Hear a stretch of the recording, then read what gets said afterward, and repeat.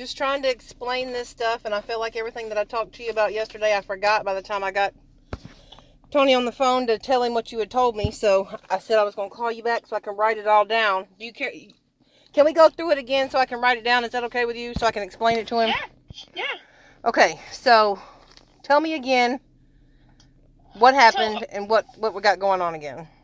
So what happened was, the first underwriter that we sent for the TBD, Mm-hmm.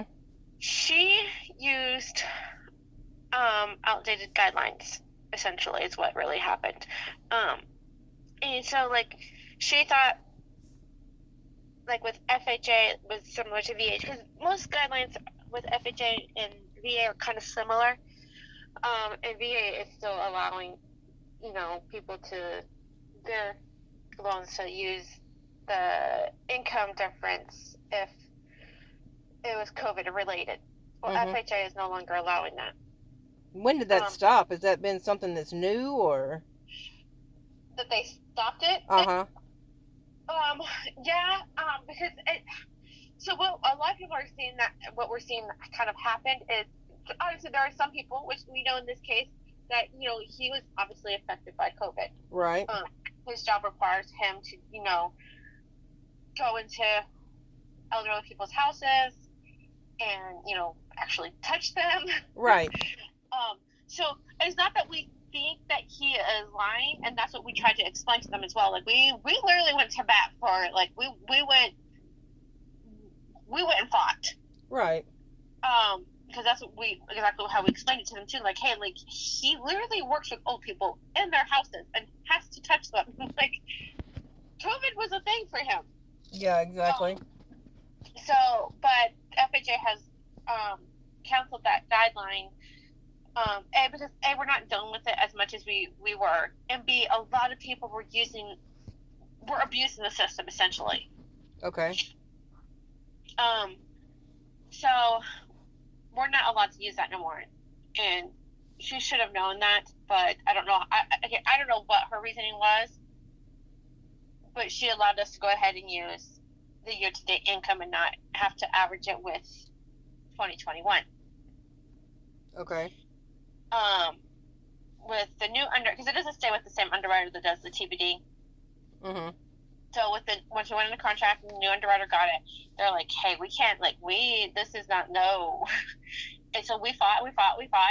And we're like, hey, this is what they let us use. This is what you guys approved them for. Right. And they're like, yeah, she was wrong. So she had originally we used... took to the supervisor. And the supervisor said the same thing, damn, she messed up. We can't, it has to be the year-to-date this year and average it with 2021. So it basically, and she had said that we were originally approved for, what was it? Let me see. 215. And then now that her guidelines and stuff were all out of whack, it went down to 150. Wow, that's like $65,000 difference. Yep. That's a big difference. And and did she get a big difference in his pay too?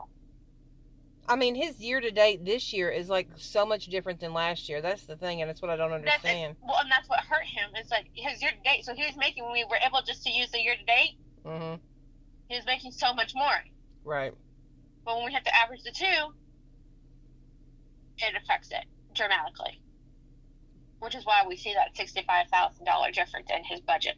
That's crazy. And he literally has no debt. I mean, the car is 2 or 3 payments away, and the credit cards have minimum balances on them. I mean, he literally has no debt and makes $40 an hour.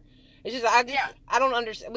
Something has to be done. I mean, because and that's his pay is so weird too. So that's another that was one of the biggest hurdles with doing the TBD, was trying to get pay figured out, which we understood the pay, but again, the way they do their VOEs, they're like, oh, he makes, so his paychecks and his VOEs don't line up either. So on his VOE it says, which we know he makes $40 per visit. Mm-hmm. But they break up that pay per hour I guess by what he makes. So it breaks it down like a per hour on his pay stub, so that he's not 1099.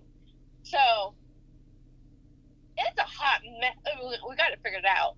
But yes, his income it's a doozy, which is again why we did the whole TBD in the first place. Exactly. Did not know that Underwriter was going to jack it up.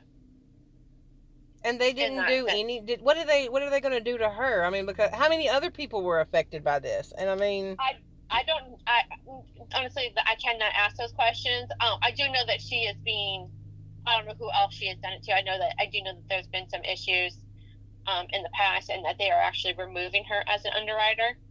So she's no longer going to be able to make mistakes like this. So I do know that was. Don't know if we were the last straw or not, or if it was already in the works or what. But she is being moved out of underwriting, so she will no longer be an underwriter. That's crazy. I know I talked to Zach yesterday too, and he was supposed to let me know some stuff today. He was supposed to call me back. I emailed him and asked him if he would send me, what all we talked about, because he had said he might be able to get my appraisal money, and I don't know. And it may take a couple of days for us to hear back from the appraisers. Yeah. But yeah, he is trying to work on getting you at least maybe just a trip charge instead of a full appraisal fee. So he is working on trying to get some of your money back. So like I said, we're in your corner. We know that this sucks, and we are really sorry. I can't underwrite a file, or right. We probably wouldn't be in this situation. Normally, We're not in this situation, which is why we normally do them, is so that we avoid this situation. Right. So this is like one of those needle in the haystack kind of situations, and it sucks that it has to be our you needle. guys.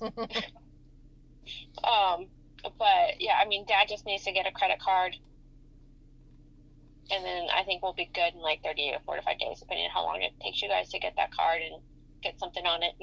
Yeah. Okay. Well, I'm gonna call him. I emailed the realtor this morning. Okay. To see. I explained everything to her as well, and I told her, I was like, I don't know, like they're not like, it's not far off. I was like, and I explained to her again, like, hey, if their dad gets a credit card, like we're like 30 to 45 days out. Like I don't know if the seller's willing to do like an early occupancy on the property or not. Something to talk about. I don't know. Right. So I did bring that up to her. I have not heard back from her. But when I do, I will definitely I'll definitely keep her updated as well. But yeah, get Dad a credit card as quickly as possible. Okay. I'll see what we can do. I just wanted to be able to have it written down so I could call him and tell him. No, you're good, babe. Okay, thank you. All right. All right. Bye. Bye.